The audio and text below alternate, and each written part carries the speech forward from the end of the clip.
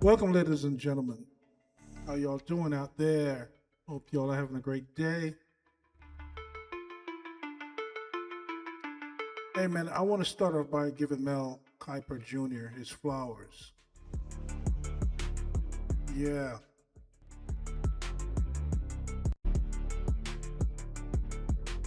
Mel Kiper Jr., he was right about Shedeur Sanders. He was right about everything about Shedeur Sanders. Shedeur Sanders is the real deal, ladies and gentlemen. This man has been doing this sport draft, predicting. This man is analytics. This man is football when it comes to eyeing the player. This man can predict everything when it comes to the football. When it comes to football players. When it comes to predicting who is the best player out there. He is the best. He has a lot of haters, but when you're good at something, you're going to have haters. Mel Kiper Jr. was 100,000% right about Shedeur Sanders.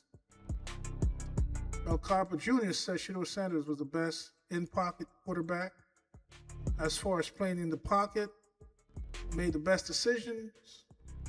He didn't have the strongest arm. He's not the fastest, not the strongest, the biggest, the most imposing. He is 6'2", 212.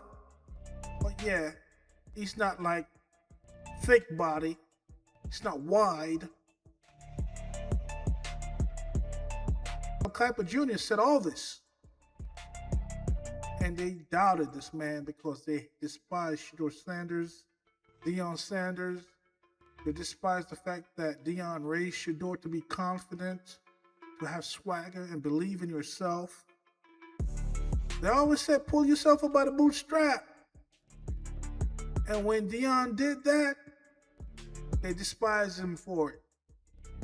All Deion did was change the game for the best. He made DBs one of the most highest paid position in the league. He invented the shutdown cornerback. There was no shutdown cornerback in the game. Deion, when he was with Dallas, when he was with San Francisco, he shut down one side of the field. Nobody wanted to throw to Deion. That's how great Deion Sanders was. Word. But anyway, his son, Shedeur, is all that and then some now. And they don't like that. Yeah.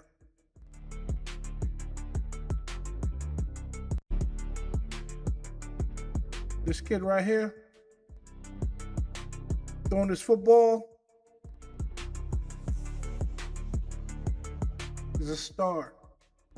And he's going to be bigger than Deion if the Cleveland Browns organization know what they have on their hand. Are they going to be able to manage it? Are they going to be able to deal with the negativity from their media? Because their media wants Arch Manning. And they're going to ruin Arch Manning when he do get there because he's going to burst under the pressure. Whereas Shedeur was built for pressure. He's been scrutinized from day one.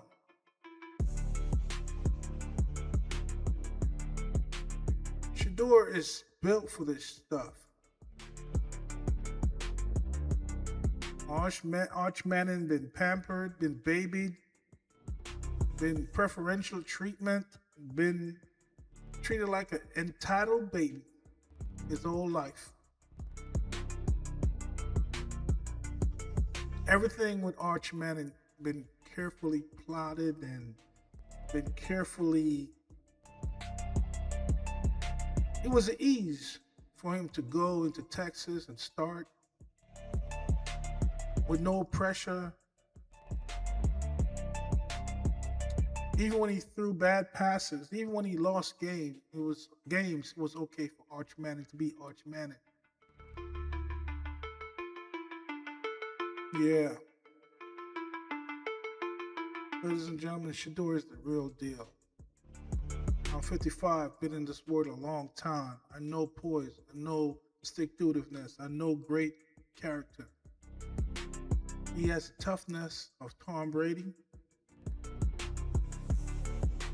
He makes decisions like Tom Brady, like Joe Montana.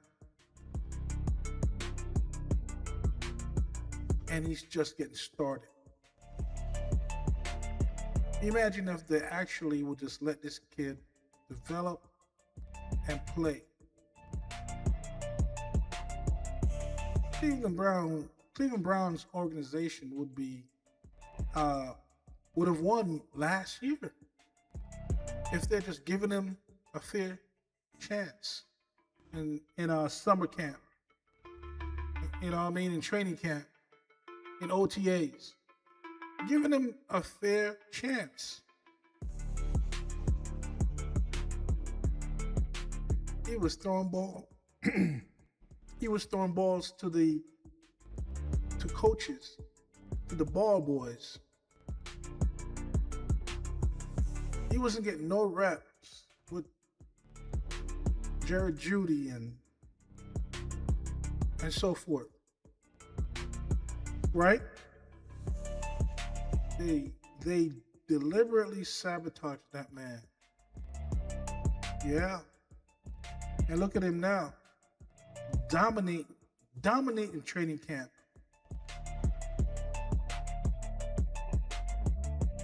He's by far the best thrower or the best quarterback.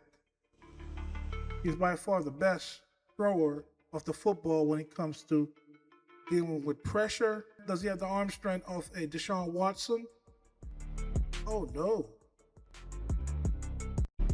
Deshaun Watson, 6'4", he looked the part.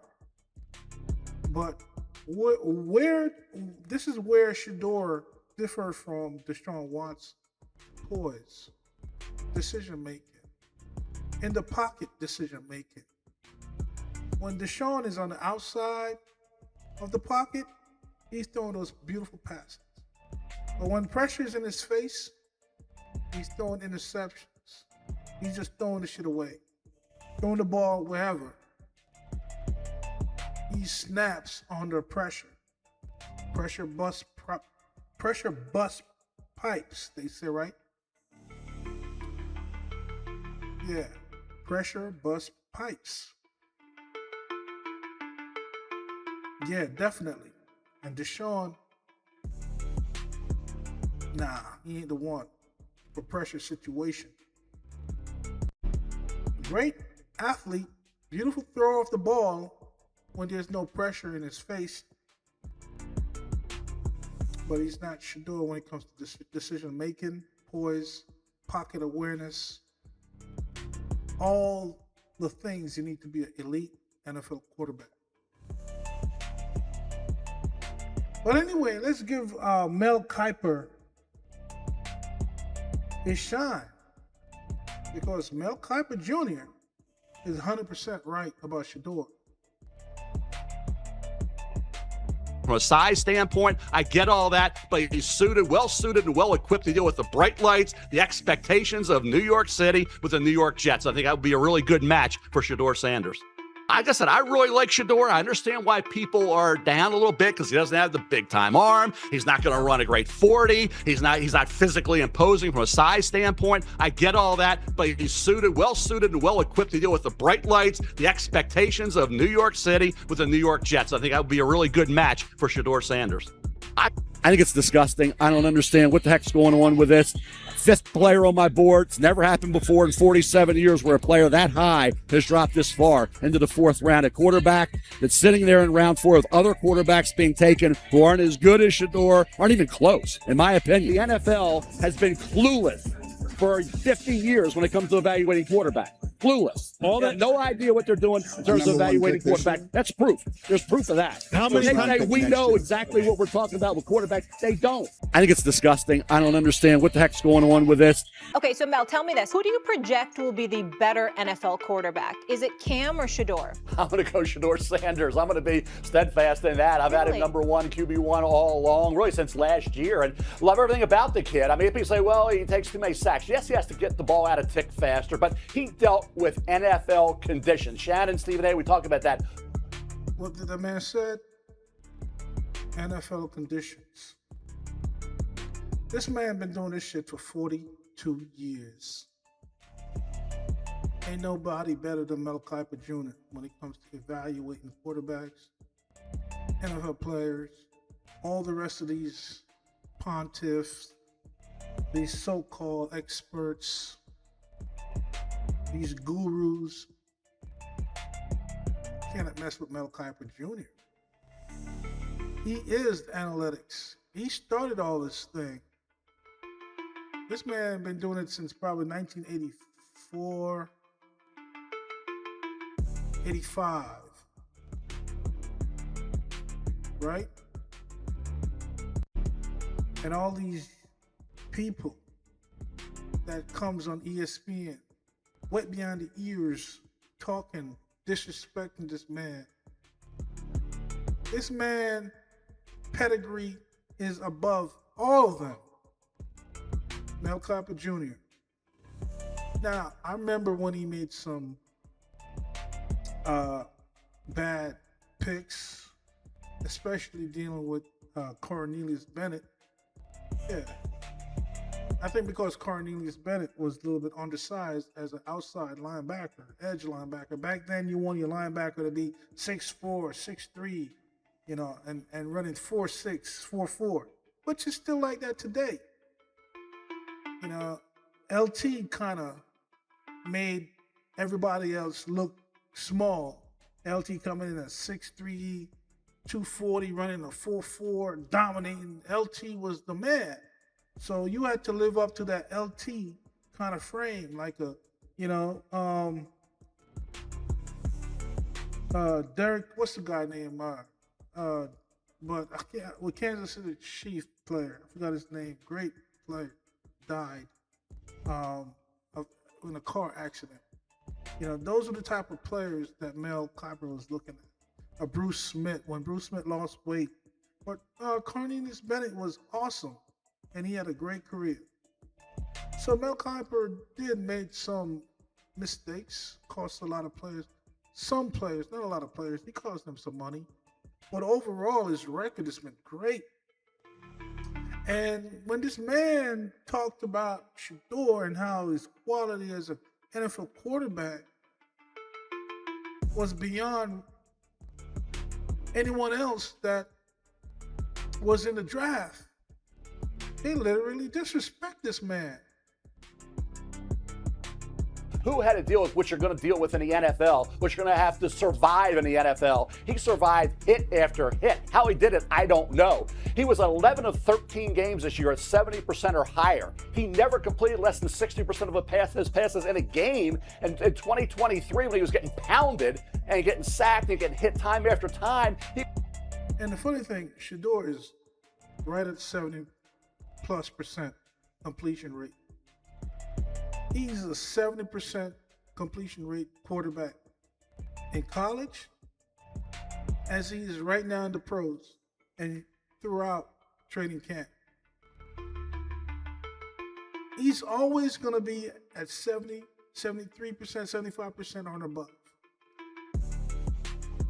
That's how consistent and accurate this young brother is, Shedeur Sanders. The same thing he was doing in college is what he's doing right now through 8 days of training camp for 2026. Unbelievable. He was at 69% and change with 27 touchdowns, 3 picks, 4 rushing touchdowns. That's 31-3 touchdown interception ratio. So to me, when you look at Shedeur, accuracy, slip and slide in the pocket. Yes, he can get you a 3rd and 8 first down. People say, well, he's going to run the 4.8s. Patrick Mahomes ran 4.8, 4.84. He doesn't have an explosive arm. Neither did Johnny Unitas, Peyton Manning. Okay, we talk about explosive arms. You don't need to have that. Tom Brady, another one, didn't have the explosive arm or explosive legs at 5'2", 440. So you can win in the NFL, win big in the NFL, going about your business like Shedeur Sanders does. Okay, so Mel, tell me this. Who do you project will be the better NFL quarterback? Is it Cam or Shedeur? I'm going to go Shedeur Sanders. I'm going to be steadfast in that. I've had him number 1, QB1 all along, really since last year, and love everything about the kid. I mean, if you say, well,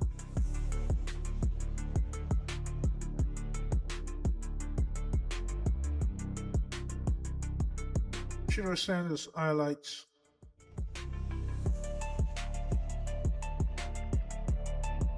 Day 8. Had 1 interception, and it was right there where the ball hit the wide receiver in his hand, but Shedeur could have placed it a lot better.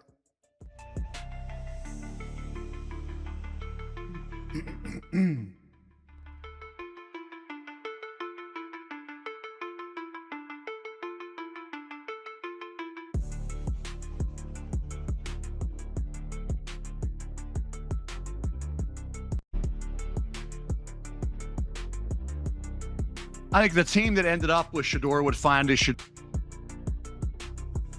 that is all into that team. I think Shedeur just wanted, hey, you have faith in me, you have belief in me. Who's going to have that faith, that belief? And in the draft process until draft day and your pick, you really don't know. So, Cam Ward got that assurance from Tennessee. Early on, you're our guy. Shedeur wanted it. The NFL said didn't give him any of that. So as far as Shedeur goes, we talk about intangibles. We talk about off the field issues. None of that. So what are the intangibles? Confident or cocky? Arrogant or charismatic? Swag, right? You want swag, right? Or arrogance. A quarterback that feels that he's the best, you want. Tom Brady had it. Tom Brady told Robert Kraft when he met him, hey, you're our 6th round pick, right? He said, yeah, you're the best decision your organization. I'm the best decision your organization ever made. That's what you want. And maybe that ship, maybe they realize that, hey, these teams all passed on me. The Raiders took Cam Miller out of North Dakota State in the 6th round. Obviously didn't have an interest in Shedeur, right? You think about what teams have done. New Orleans took Tyler Shuck, right? So again, Dylan Gabriel went in the 3rd round. He went in the 5th to the same team. That's happened before. Kirk Cousins, the 4th, when RG3 was the 2nd pick in the draft, right? Heath Schuler went in the top 5. Gus Frerotte went in the 7th round. Worked out pretty good for Gus Frerotte. Better than Heath Schuler. Cousins, better than RG3. Troy Aikman was there. Out of all those quarterbacks, Shedeur was drafted in the 6th round, or the 5th round, 144th pick. Look at this quarterback. You're going to tell me that Shedeur is the 6th rated quarterback on that list?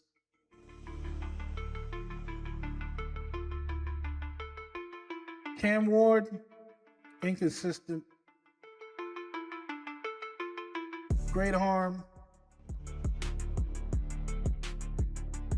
But Tennessee's ready. Tennessee's not ready. Cam Ward is going to have an up and down season. Jackson Dart plays like a running back. He plays more like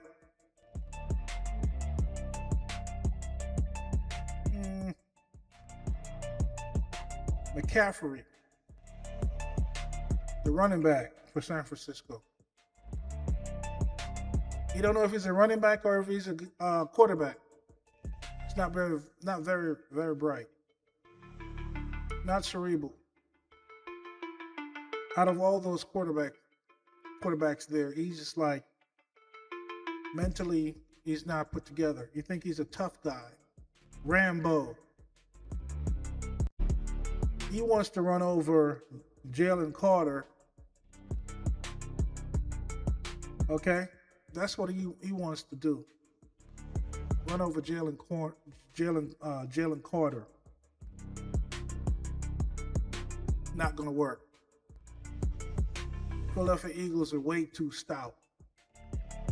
Jackson Dart, he won't finish the season. Tyler Shaw, too old. Nah, he's played a lot of football in college, a lot of injuries. He's not going to finish the season either. Milroe, not a quarterback, not an NFL-ready quarterback. Great athlete. He should be an H-back. He should be a tight end because his body's phenomenal. Gabriel, Canadian League. He has a strong enough arm to make those outside throws, but over the middle, he can't see nothing in the pocket. He's too damn short. And he's not Doug Flutie. He's not no damn Doug Flutie. He's not a great athlete like Doug Flutie. He's mugs. I can't believe they picked Dylan Gabriel over Shedeur Sanders. This guy's a comedian. Comedian, whoever did that. Who picked this guy over Shedeur Sanders?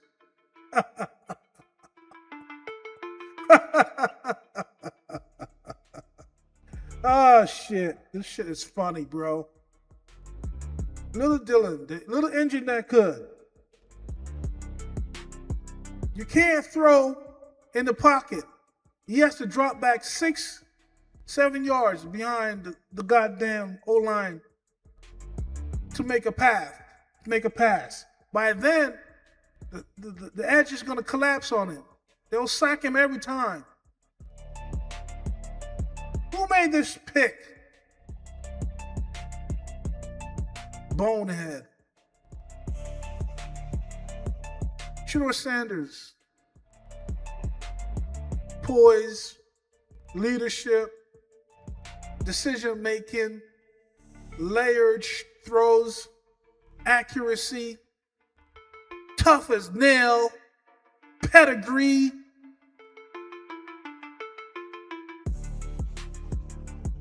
That's a Joe Montana. That's a Tom Brady. That's even a Phil Simms. That's a Peyton Manning. Mahomes. Hey, it's clear as day that Shedeur Sanders is the best quarterback out of all those dudes.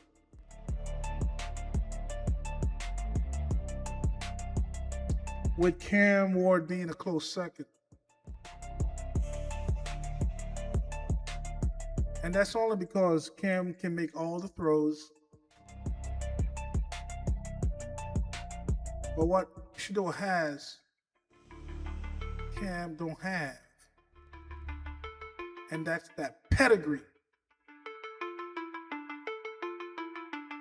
The son of prime.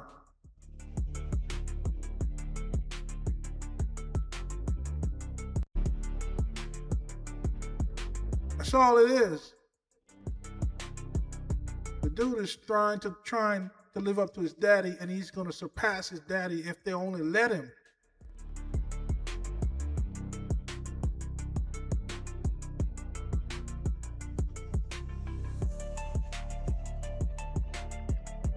I'm going to let Mel have the last word. I'm going to let him have the last words, I should say. Go ahead, Mel Kiper. I'm going to let you have the last words, brother.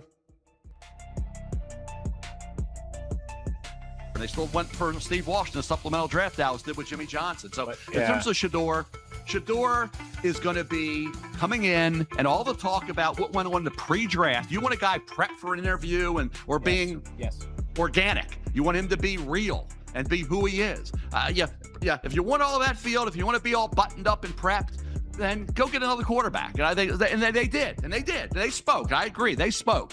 Okay? But he didn't have to go to the CFL or the UFL like I was thinking during the draft, and maybe he's going to have to go that route to prove he can play maybe at that level before the NFL is going to give him a chance. He's going to get a chance with the Cleveland Browns. So because of that, I give it an A+ grade too. Okay? Yeah, no surprise there. I just, like the Brady analogy there, I don't think we're talking about anything that's close to the same category. You know, the way like Tom Brady's pre-draft process was And I'm out. pre-draft process. Again, It wasn't? Yes, it was. no, it wasn't, Mel. Come on. You don't really think that, right? There's different ways to view